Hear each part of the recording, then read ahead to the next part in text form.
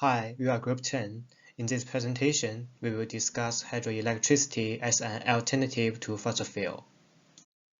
So first question, what is hydroelectricity? It is renewable energy by using turbine to convert water energy into electricity. More than 160 countries generate electricity through hydropower. Hydropower is less polluting than fossil fuel, but dams also have a negative impact on the environment and ecology. It is the third largest source of renewable energy in Australia, accounting for 6% of total electricity generation. Pumped hydro energy storage can store electricity like a battery. There are more than 120 operational hydroelectricity plants in Australia. They are located in the area of highest rainfall and elevation, mostly in New South Wales and Tasmania. The Snowy Mountain Hydroelectric Scheme is the most famous, which accounts for half of Australia's total hydropower capacity. In recent years, Australia has planned to use pumped hydro energy storage to solve the storage problem. Off-river energy storage is well suited to low-cost short-term storage. The National University identified about 3,000 potential low-cost sites for the pumped storage system.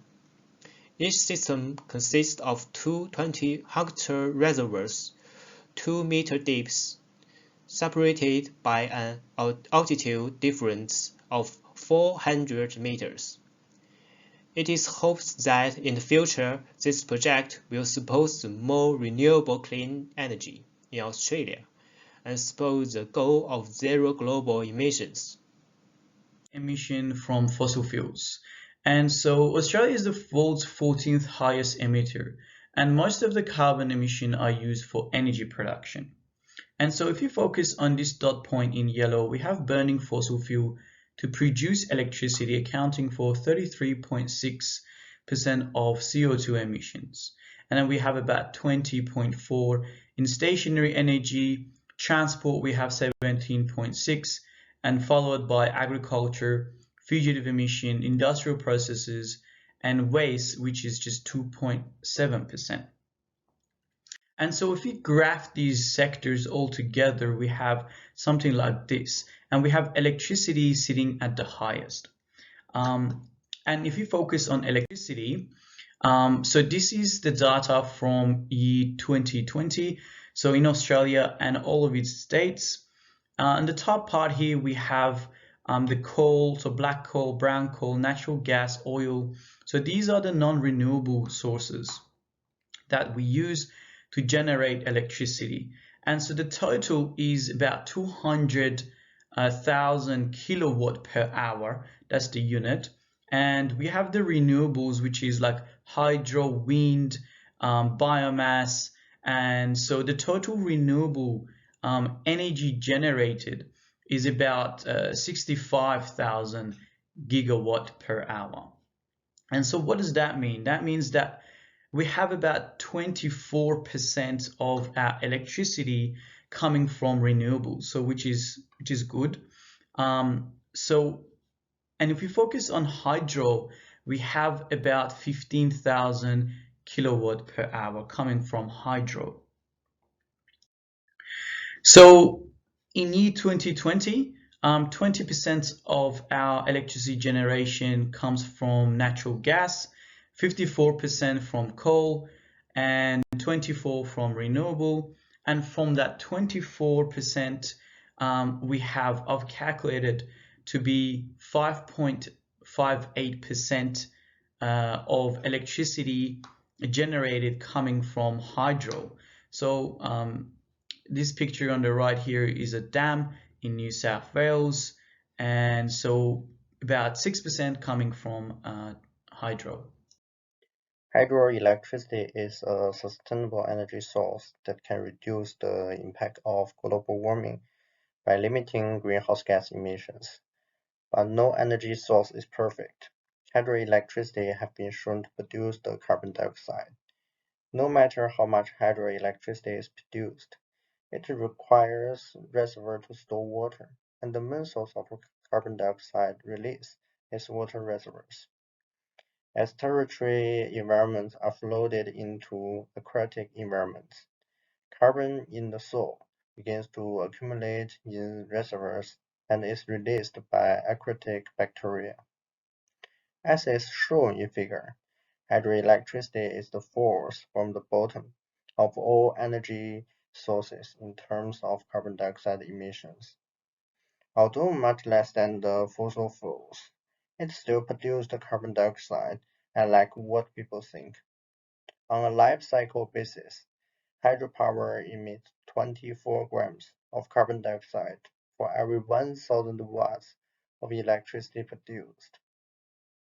From a global perspective, different regions and countries use hydroelectricity to different degrees. Among them, the largest use of China, Canada, Brazil, the US, Russia, and other countries with large territory.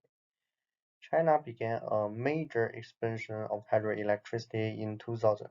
By now, Chinese hydroelectricity production far exceeds that of other countries and continues to rise. There will also be an increase in hydroelectricity plants in places like Africa and India. For example, India plans to grow by 230% between 2050 and 2040. This will also increase carbon dioxide emissions and become a global culture. Okay, feasibility in Australia. There are many benefits to moving away from fossil fuels with hydroelectricity, but as my group members mentioned earlier, it isn't necessarily the easiest form of renewable energy to switch to. With Australia being one of the driest inhabited continents, its dependency on hydropower is limited due to varying resources and other disadvantages. One, there are limited reservoirs, meaning many of the sources of water needed to create this form of electricity are already being utilized or considered. Yes, there are some thousands of potential low-cost sites for pumped storage hydropower plants to be built, but these are still being affected by unpredictable weather events or costly expenses, such as those for startups or maintenance. So, let's say that there are sites that have been confirmed as the ideal location for a hydropower plant. The disadvantages from here include construction dangers and environmental impact. Economically, these construction jobs could employ many people, but there is a huge risk in building these structures while damming and moving around large amounts of water and materials. Further, the hydro plant's anthropogenic impact would be displacing flora and fauna due to the flooding of the reservoirs or the large and rapid inflow of water once released from the dams. The difficulty in determining feasibility lies in the weighing of the pros and cons and which risks are worth which benefits. The three images here depict annual rainfall, major operating hydroelectric facilities, and the distribution of the different types of renewable energy stations. There may be many hydro plants in the southeastern region of the continent, but the creation of new sites is a different problem. When comparing the maps, it is clear to see that there are limited regions in which they could be developed, and relying solely on hydroelectricity would be difficult.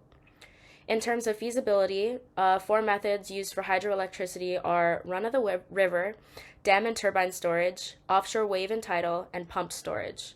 The future of onshore hydropower in Australia is likely to be utilizing pumped storage hydropower due to the dual reservoir mechanism behind its energy generation.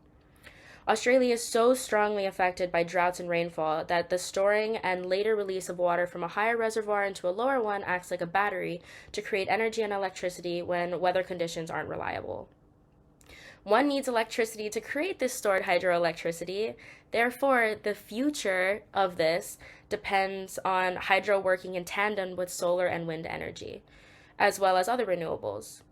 But the general consensus is that hydroelectricity can provide a sort of backbone in the switch to renewables when coal plants are retired, but the primaries would be solar and wind as their costs are decreasing and demand increasing more so than hydro.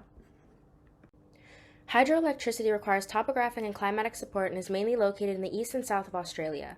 In the future, pumped hydro energy storage will provide many new sites for storing hydroelectric energy. It releases carbon dioxide because of the presence of reservoirs, where every 1,000 watts of electricity produced releases 24 grams of carbon dioxide. China is the most prolific user of hydroelectricity in the world, while India and Africa are also developing it.